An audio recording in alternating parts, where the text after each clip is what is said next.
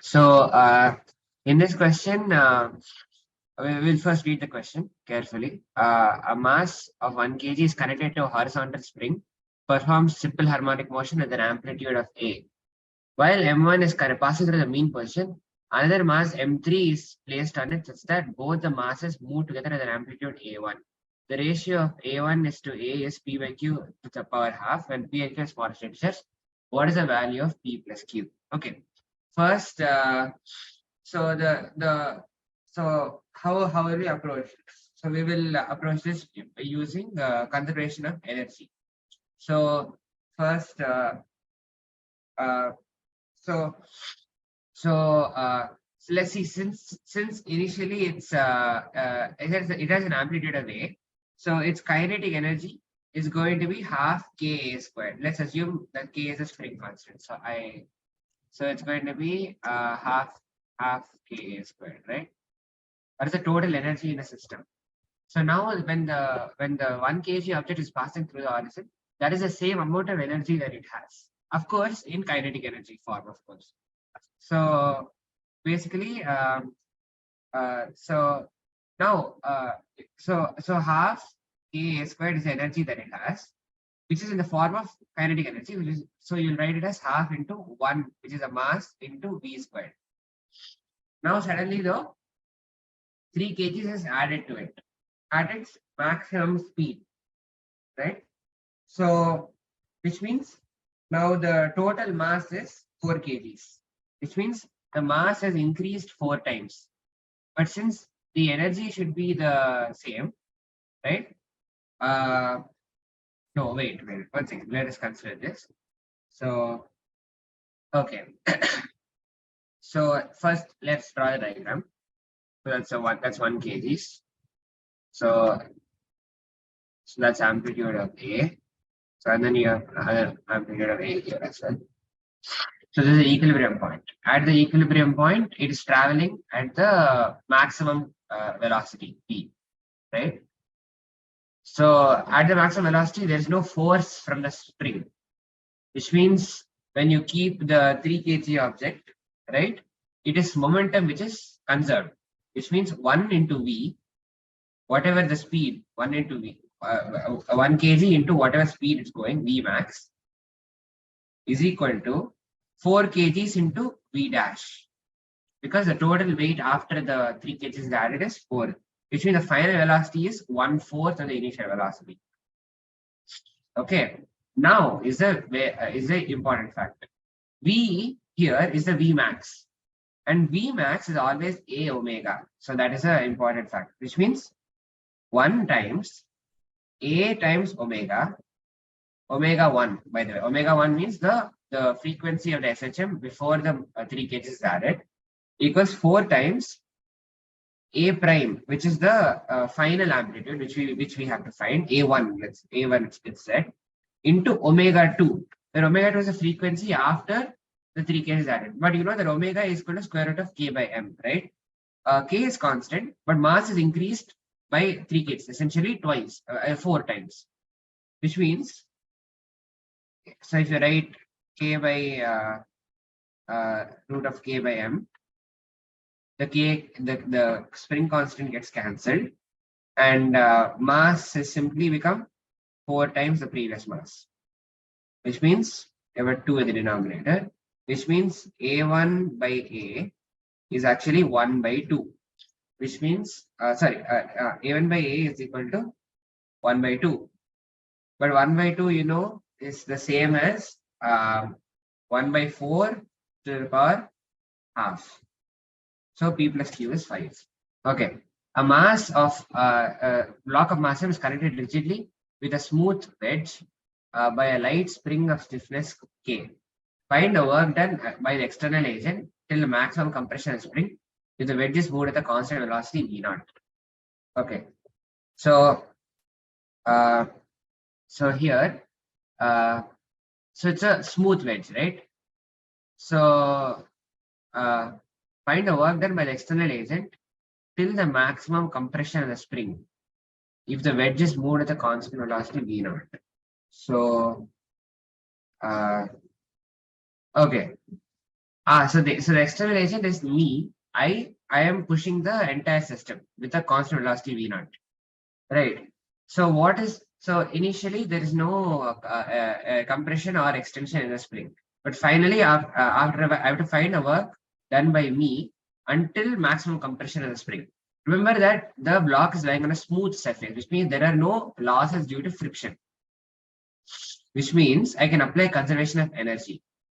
So basically, the work that I have to put in to maintain a constant velocity is the work done, is the total energy that I input into the system, right?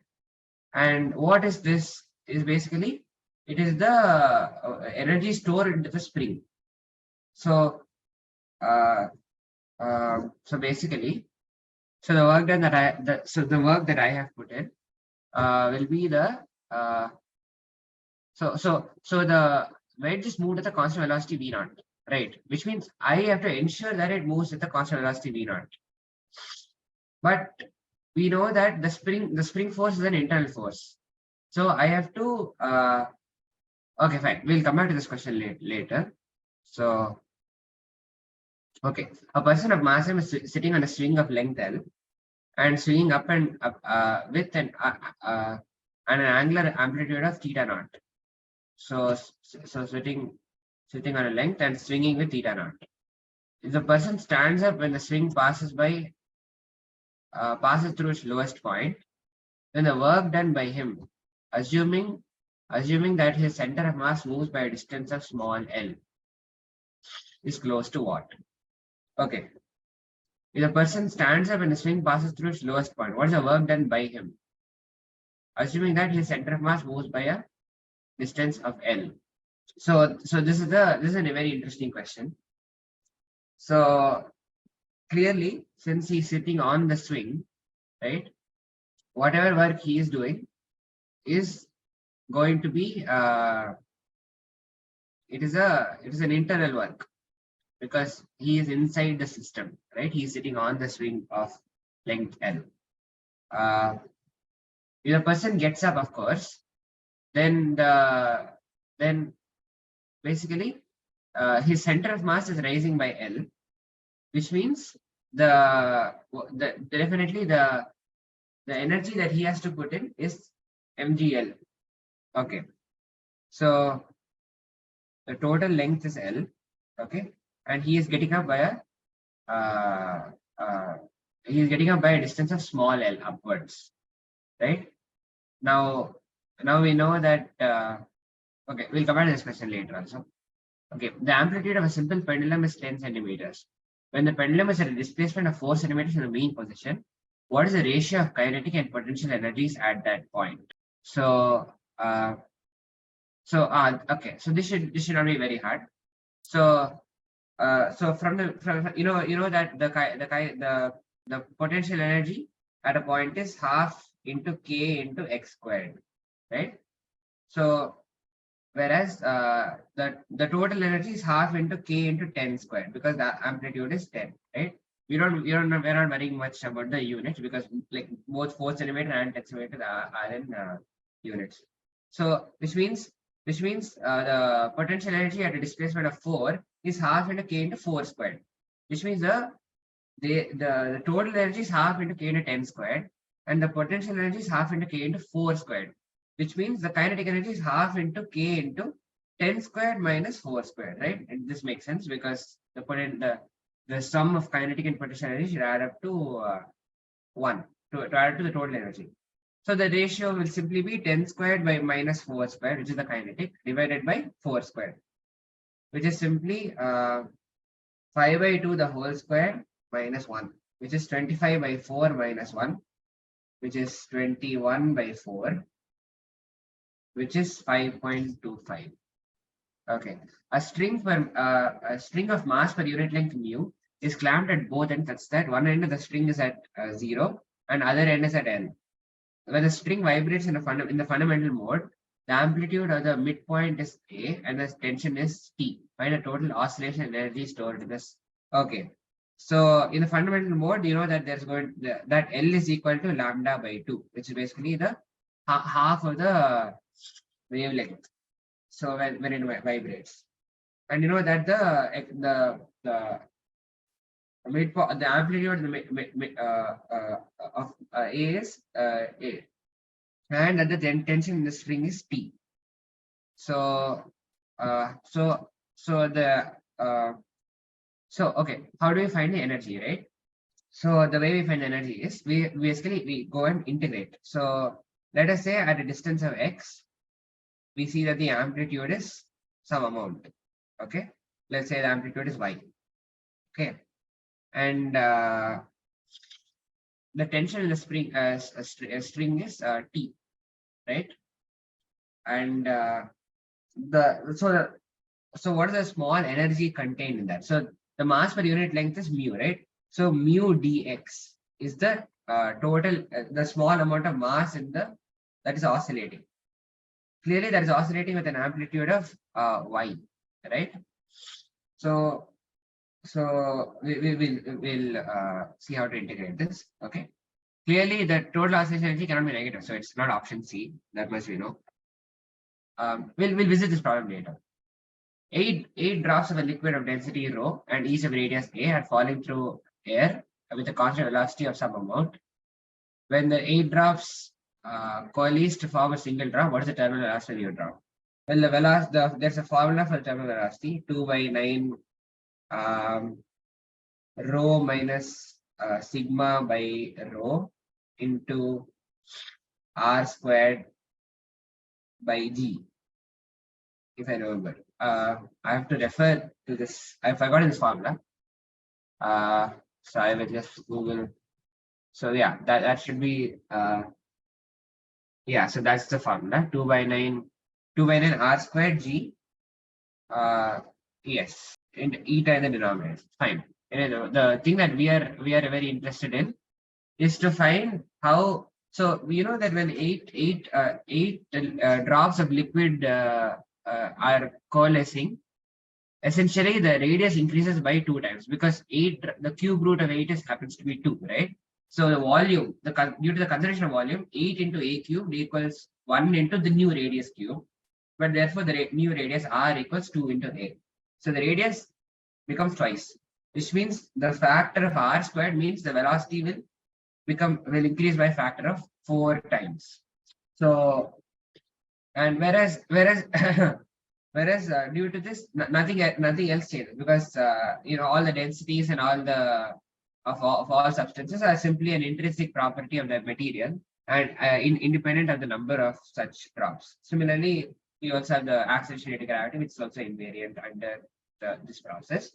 So the terminal velocity becomes 4 times. So 3.75 times 4 is 15 into 10 to the negative 2.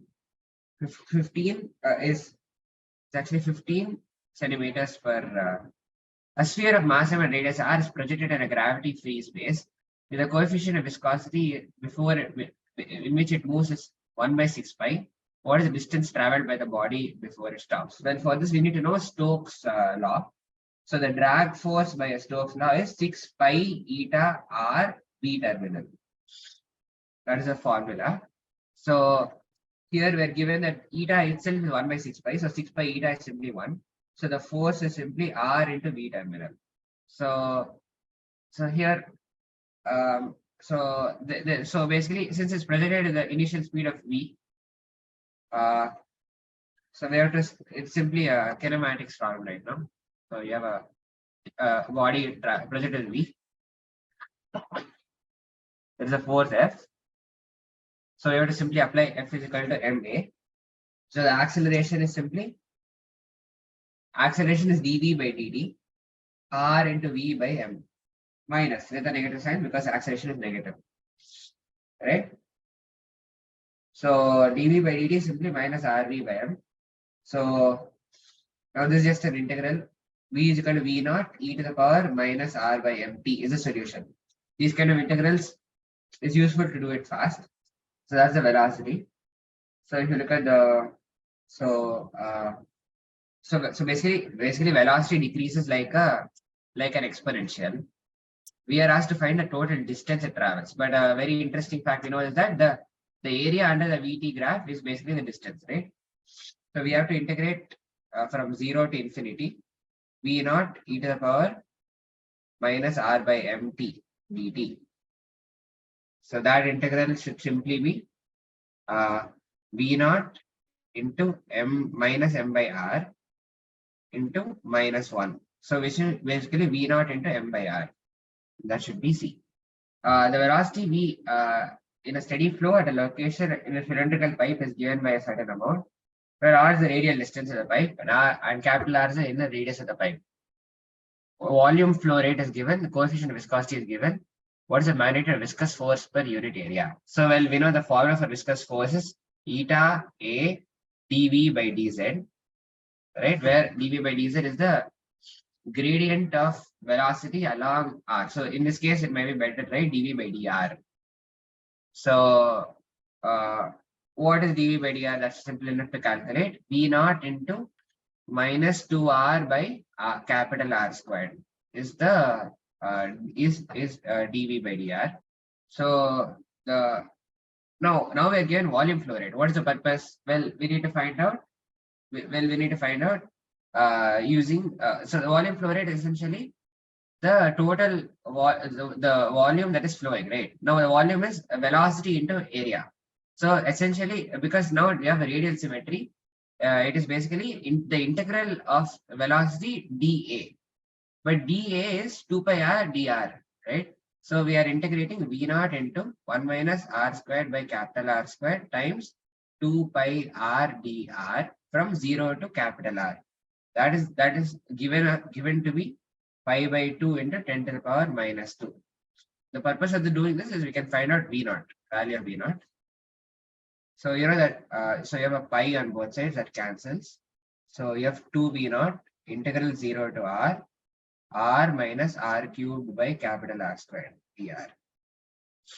2 V naught into r squared by 2 minus r power 4 by 4r squared, which is essentially r squared by 4. So you have V naught r squared by 2 is equal to 10 to the power minus 2 by 2. So basically, but we know that r is 10 centimeters. This is 0.1 meters. So V naught into 0.1 squared, which means V naught is equal to 1 meter per second. So that we have found out that from this. Okay. Now, so V naught is simply 1. We want to find out. We are also given the coefficient of viscosity to be 0.75, right? So the magnitude of viscous force per unit area at r is equal to 4 centimeters is very simple to find out. F by A is simply eta dV by dr. So eta is given as 0.75 into V naught we calculated to be 1. Then you have 2 into small r, which is given to be 4 centimeters, 4 into 10 to the power minus 2 meters, divided by capital R squared, which is 10 to the power minus 2. So calculating, that's 1.5 times 4, which is 3 times 2, which is 6. So the answer is 6. So that is not very hard question, even though it may seem like a very tough question. A solid ball falling through a viscous liquid of viscosity eta has a terminal speed of 15. Now we take another solid ball with the same material but radius twice the first ball falling through the same liquid. What is the new terminal speed? So it's the same, it's literally the same formula that we used for the last time. So we know that terminal velocity depends on the square of the radius, right? But it also depends on the liquid viscosity, which does not change because it's the same liquid. The same material, so therefore the density of the material does not change. Same planet, so the gravity does not change, which means the only thing that really affects is twice the radius, which means 4 times the terminal speed, which means the answer is 60. A massless metal plate is placed on the horizontal tabletop, lubricated with oil. The sheet is a square of side length 1 and oil layer of thickness 1 millimeter. Initially, one edge of the sheet coincides with one edge of the table. The sheet is pulled outwards without rotation with a constant force of 15. The coefficient viscosity is given. How long will it take to pull the sheet out? It's a very interesting question.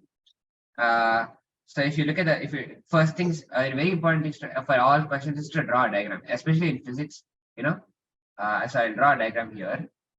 because a diagram will often tell you whether whether you have made a mistake immediately in visualizing the question or not. So, like for example, this is a good check for myself right now. So it's a square, right?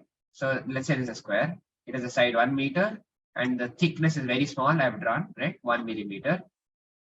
So 1 mm. Now the sheet is pulled outwards without rotation with a constant force of 15 newtons.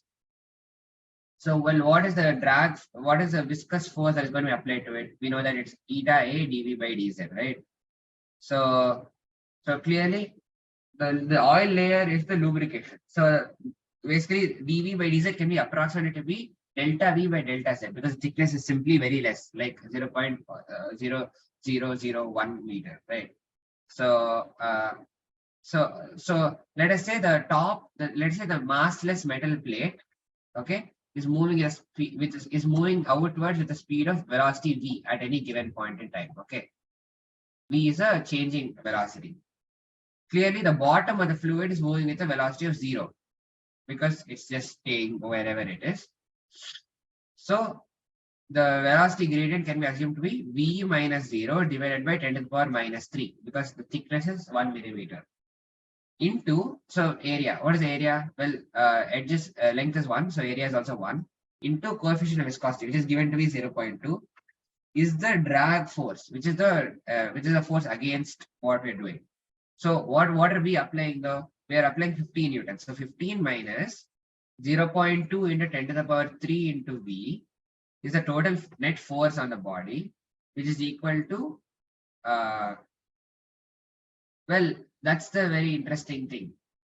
Well, the interesting thing here to notice is that it is massless. So if you write MA, it is 0 into whatever acceleration it has, but 0 into whatever it is still 0, which means velocity must always be a constant value of 15 divided by 0.2 into 10 to the power 3, right? So now since velocity is constant, it's very simple to calculate the time taken to pull out because you need to pull out 1 meter of the plate, right? So the answer is simply 1 by V. So which is 0.2 into 10 to the power 3 divided by 15, which is 200 by 15. 215 is simply 40 by 3. And you know that 40 by 3 is 13.33. So that is the answer, 13.33 seconds. A body hanging from a spring stretches it by 1 centimeter at the Earth's surface.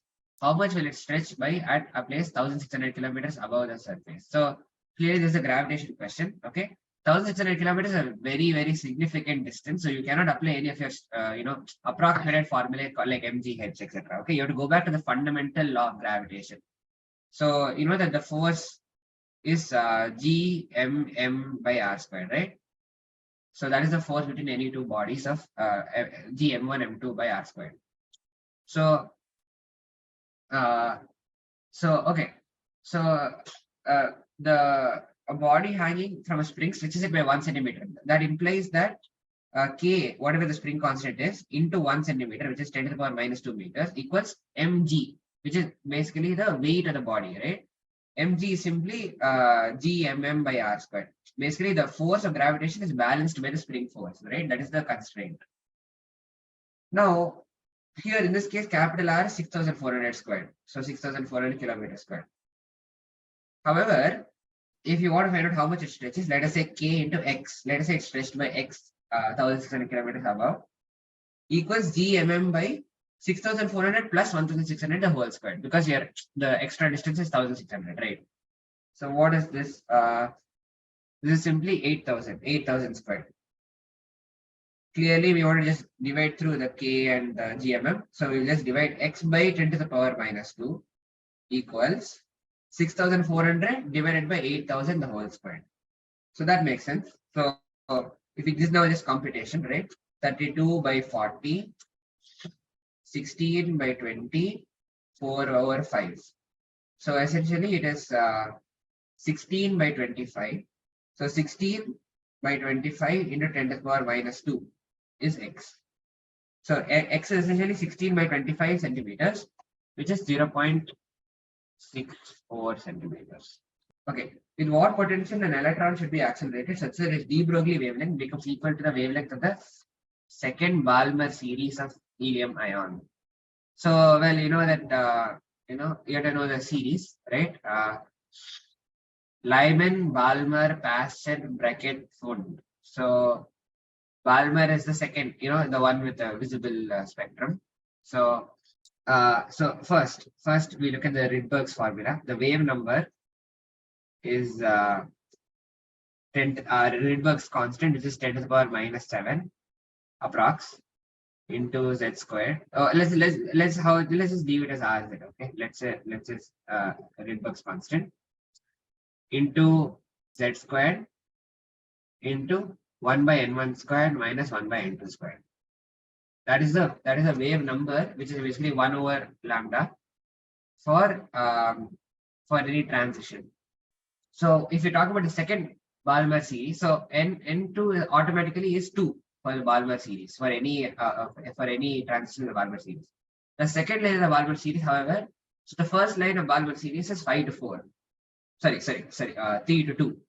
The second line is 4 to 2. So it is basically 16 and 4. So like n1 squared is 16 and n2 squared is 4. So 1 by 4 minus 1 by 16 happens to be 3 by 16, right? 3 by 16 into z squared. Helium z is 2, right? So z squared is 4 into r Rydberg's constant, let's say RH. Okay. So that is simply 3 RH by 4 is the wave number, which means 4 by 3 RH is the wavelength. Now, with what potential should the electron be accessed? So the de Broglie wavelength. So de Broglie wavelength lambda equals h by, well, since they said potential, we have to deal with energy. So the formula is h by square root of 2m into kinetic energy. Basically, the same formula just transformed in terms of kinetic energy, because kinetic energy is same as the energy given to the electron, which is E into V, which is the potential times the charge of the electron. So, equating these two, 4 by 3r equals h by square root of 2mev. So now it's just simple mindless calculation.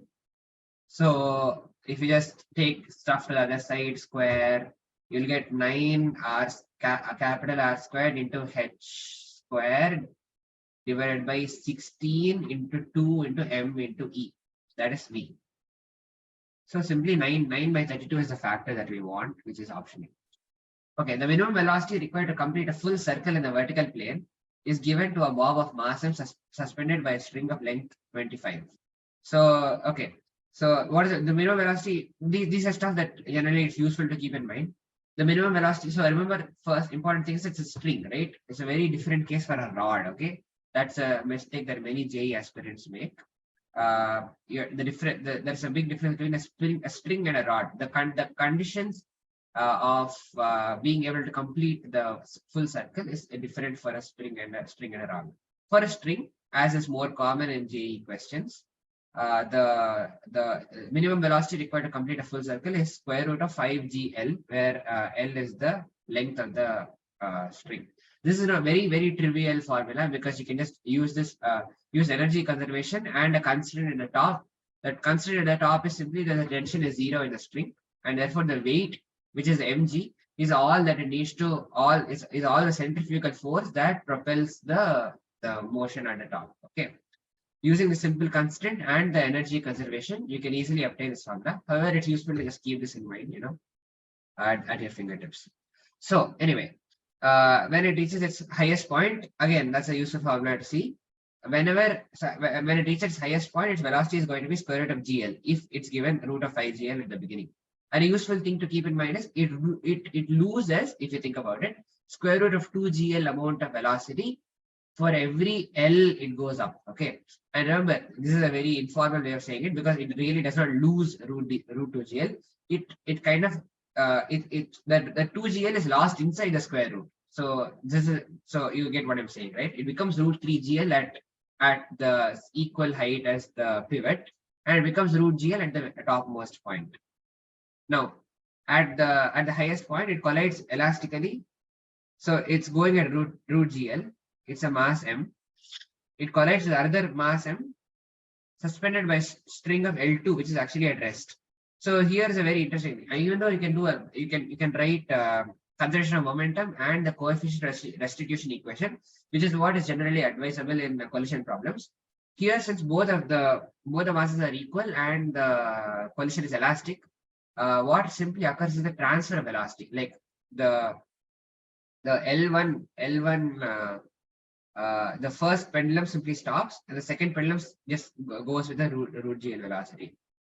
So, so after the second collision, if the second velocity acquires the minimum speed to complete a full circle, which means the second velocity acquires the speed equal to root of 5g L2.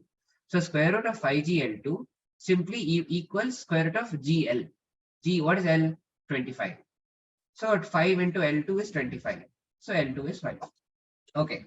3 monochromatic sources having wavelengths of 3 given wavelengths are placed close to each other in front of a converging lens such that equal powers from all 3 sources equal to 1 milliwatts each fall on a converging lens and then totally on a small spherical conductor of radius 1 and work function 62.1 electron volts. Initially at T is equal to 0, sphere is uncharged. Assume 50% of emission and no change in effective value of work function due to photoelectric emission and potential rise. Use Hc as a given value. All electrons emitted by the sphere are immediately removed by some non-electrical mechanism. At T is equal to 6, S is closed such that the sphere gets connected to the earth via a resistor of 5.2 mega ohms. Find the current flowing just after the switch is closed. A very interesting question. So 3 sources having wavelengths are placed close to each other such that they fall on the the idea is that they fall in the spherical conductor. So basically we want to find a current flowing just after the switch is closed, right? We are given the resistor's value, so we really just need to find out the potential of the sphere at 6 seconds. How do you find the potential of the sphere at 6 seconds? You know the potential of a sphere is kq by r, right? Especially since it's a metallic sphere, conductor, sorry.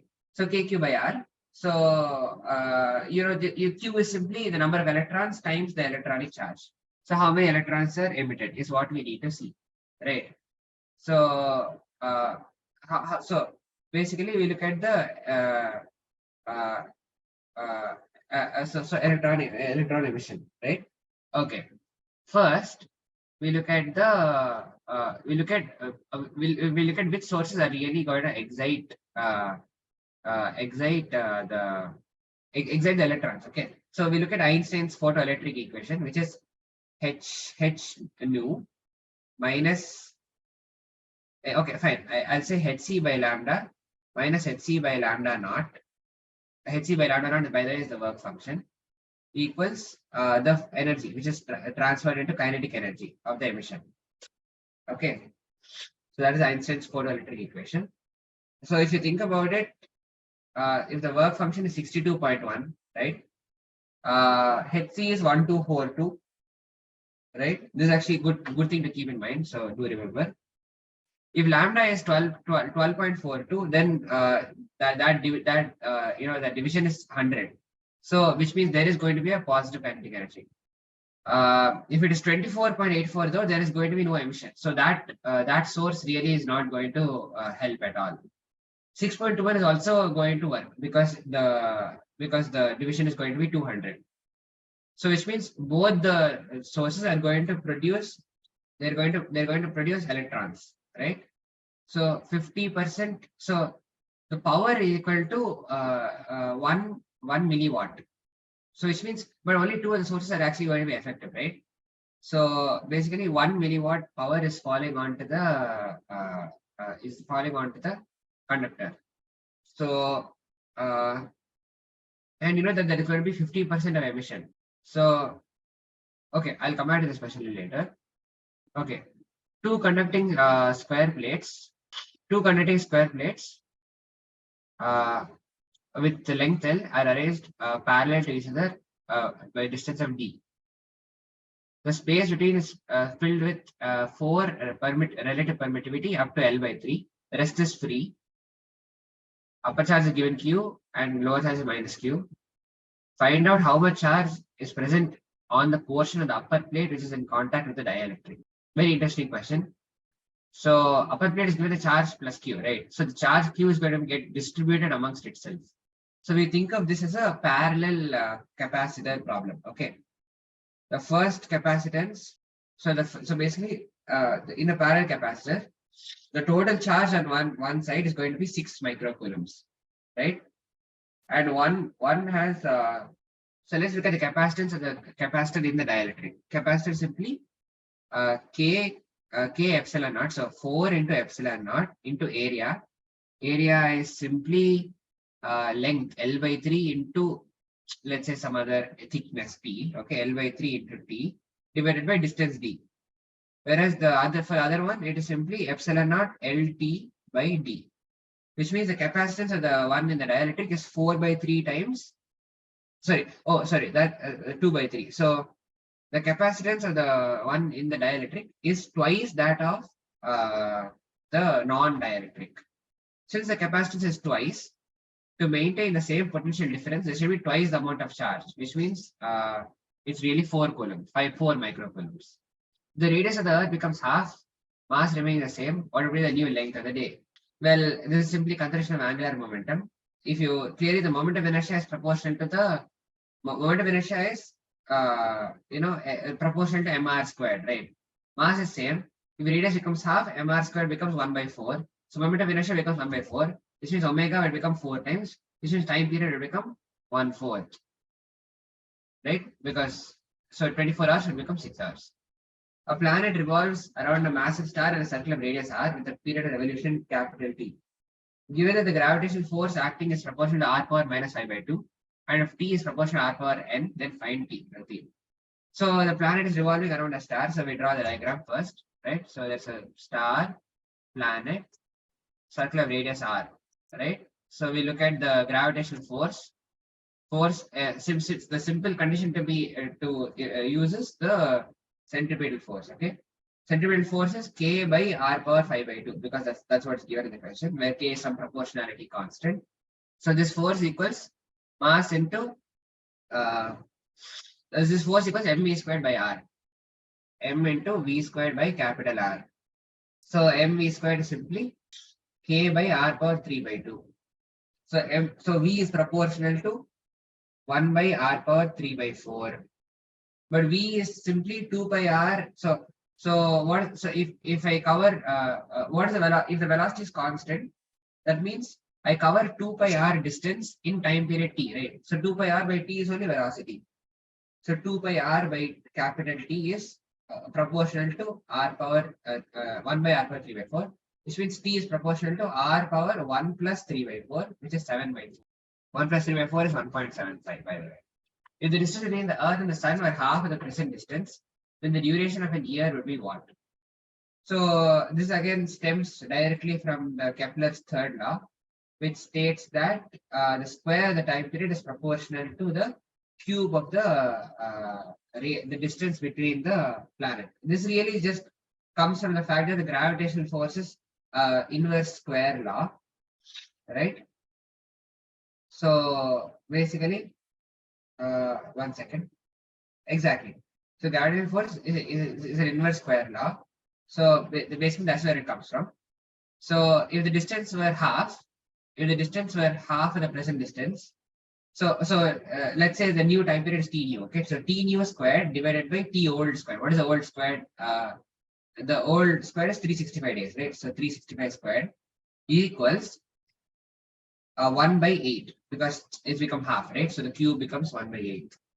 So 365 is the whole squared by 8. So t new is simply 365 divided by 8 to the power half, 2 root 2. 2 root 2 is essentially 4 into root 2.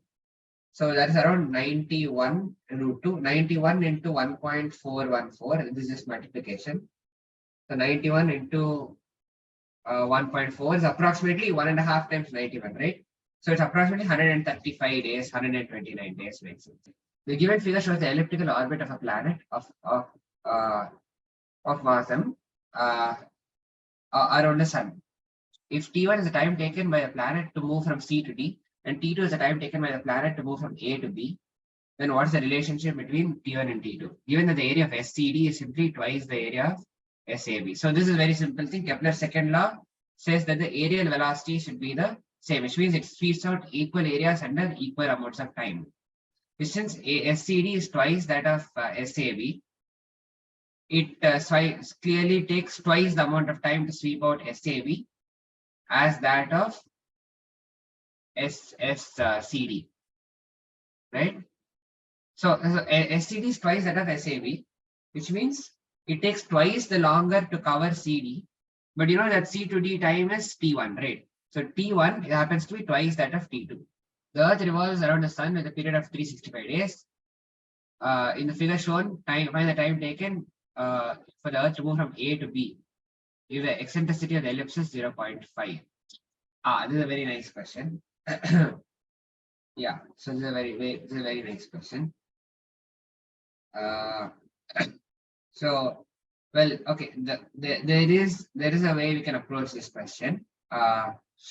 So we will do that. Okay. So for instance, the let's say the major axis is A, minor axis is B. Okay. So minor axis is B, major axis is A. So the Sun is at minus A by 2 because the eccentricity is half, right? AE is the Sun always lies in the focus, on the focus.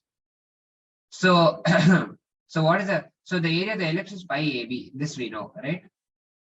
So the area of half of the ellipse between A, B, and C is pi A by 2, pi AB by 2, right? Plus, what is the area covered by that triangle which is bounded by the Sun, right? That area of that triangle is simply half into base, which is 2b, into height, which is A by 2. So it's AB by 2, right? So AB by 2 times pi plus 1 is the area enclosed by by A to B, by the Earth. What about the remaining area? Well, the remaining area is simply going to be the total area of the ellipse, which is pi AB minus this amount. So pi AB minus pi AB by 2 minus AB by 2 plus AB by 2 is simply going to be pi AB by 2 minus AB by 2, which is AB by 2 times pi minus 1. So that is going to be the other remaining amount of area, right? So anyway, so basically it takes 365 days to cover an area of pi AB, right? So, but you know that equal times take equal areas to cover. So pi plus 1 by 2 pi, right, should be the time divided by 365. So that should be the time taken. So pi plus 1 is approximately 4.14 by 2 into 3.14. So that is 2.07 by 3.14 into 365. Roughly 2/3 of 365. So this is some calculation that you know. So it's roughly 2/3, right? So you get the point. So I'll just go ahead with some a rough figure. So I'll just go with something around 230. What is the nuclear binding energy at isotope if M0 is mass of an oxygen isotope, Mp and Mn are the mass of the neutrons respectively? So the nuclear binding energy is basically the change the energy released due to the mass defect. So basically, an oxygen atom is made up of 8 protons, 8 electrons, and so since the mass number is 17, it means 9 neutrons. But the mass of 8 protons and 9 neutrons is actually going to be different. The sum of those masses is going to be different than the mass of the oxygen atom itself.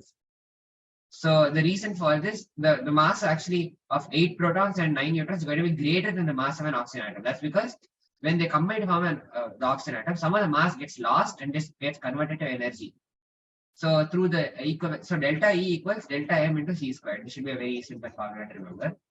So 8 into protons plus 9 into neutrons minus oxygen is the mass defect, right? Times C squared is the energy. The volume occupied by an atom is greater than the nucleus by a factor of how much? Well, this is simply this is a question. If I remember, I don't remember the answer properly. I would say around, I think it's around 10 to the power, I think it's around 10 to the 15. But I'm not very sure. This is just a question. What is the order of magnitude of ratio of volume to the nucleus? Oh my god. Volume of an atom to its nucleus. Well, here it says greater than the volume of the atom greater than the nucleus by a factor of what, right? So ratio is also going to be, the same answer really. I don't understand. Let MP and Mn represent the masses of the neutrons. If a mass has n neutrons and z protons, then n neutrons plus z protons has a mass greater than m. This is exactly what we just discussed, right, in the previous question. The mass defect. So the total mass of the separate neutrons and protons will be greater than the mass when they are all combined. That's because when they combine, some of the mass gets lost and gets converted to the energy, the binding energy of that atom. This is why the overall energy of the system reduces, which is what makes oxygen atom stable, or oxygen atom or whatever atom stable. So the masses of the individual neutrons and protons will be greater than the mass capital M. If the ratio of the radius of the nucleus is 61 neutrons to that of the helium nucleus is 3, then what is the atomic number of this nucleus? This is a very good question. It is in fact basically it relies on the concept that the density of the nucleus is constant. That's a very interesting fact that to keep in mind. The density of a nucleus is independent of its radius, which means that the density essentially is mass by volume, right?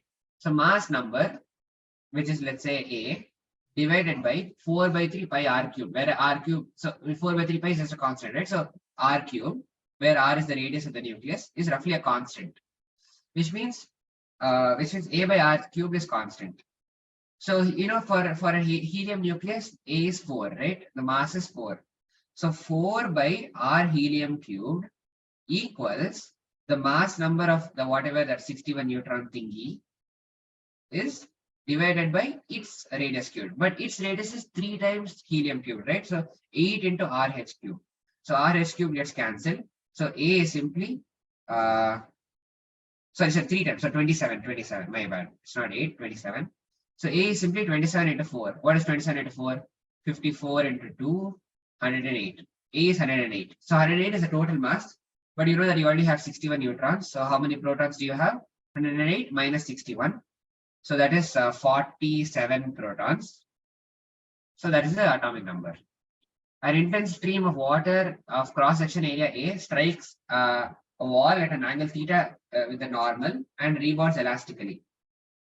If the density of the water is rho and the velocity is v, what is the force exerted? Well, force exerted. So clearly, I think I've already done this problem before. Or I think I've actually done this problem before. So if it's an angle, so first, one thing to notice is that the momentum change is always going to be perpendicular to the direction of the wall. And since the water makes an angle theta with the normal, you know that there has to be a cos theta term. So just from the perspective of an exam, you can clearly see that it's D. You also see that it's 2 times because you know that the water has to repel, so it has to change the direction of the water from going inwards to outwards. So the total change in velocity is twice. I think I already solved this question before. Okay. So the answer is 2 AV squared rho cos theta. If a liquid is flowing in the uniform capillary tube under a constant pressure difference P, the value of pressure for which the rate of flow of liquid is doubled when the radius and the length at both are doubled. So this is a very good question, and it requires the use of formula which I have forgotten. It's been very long. So yeah. So constant pressure difference is P. So right, so delta P is P. So the flow rate is doubled. So Q is doubled. So Q becomes 2Q. So we want to find out P dash, the new pressure. Radius is also doubled. So R power 4, right? So R power 4 gets doubled, means R power 4 becomes 16 times. By length is also doubled, which means length also doubles. So basically the pressure should become 1/4. That's what essentially just once you know the formula, it's just very easy, right? Consider 2 syringes with the diameters of the smaller piston and larger piston being 1 and 3, excluding the needle. Both are filled with water and connected with a rubber tube filled with water. Now if a force of 10 newtons is applied on the smaller piston, what is the force on the larger piston? It's a very good question. It is a question to deal with basically it's called Pascal's formula. Basically, pressures all over a fluid are the same if it is incompressible. So here we assume incompressibility of the fluid. So if a force of 10 newtons is applied, so basically this is hydrostatics. So 10 newtons applied on a smaller piston. So 10 divided by what is the area of the smaller piston? Well, diameter is 1. So you can say the area is proportional to 1 squared equals the force exerted on the larger piston divided by 3 squared, because 3 is the diameter of the other piston. So clearly the force is 10 into 9, which is 90. Two objects suspended from the arms of a balance are in equilibrium and completely submerged in water. The mass of one body is 36 grams and its density is 9 grams.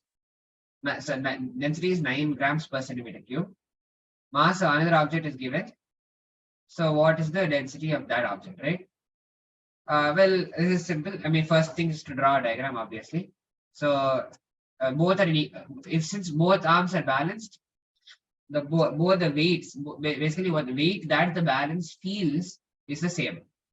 So 36 grams. So we will just, so 36 grams into 10 to the power minus 3 to convert it to kgs into 10. Let's assume G is 10. Okay, is the weight minus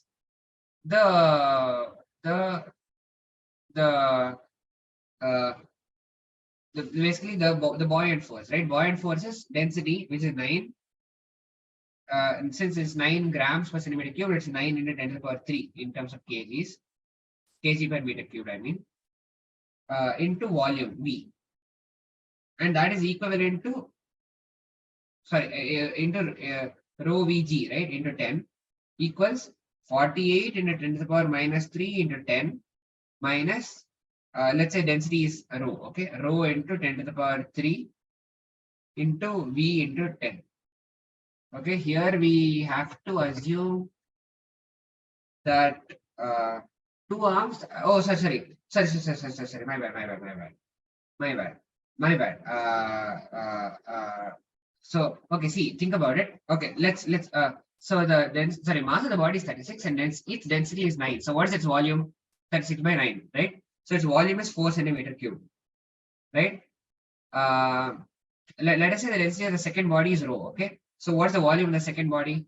48 over rho, right? This makes sense. So what is the therefore 36 grams, right?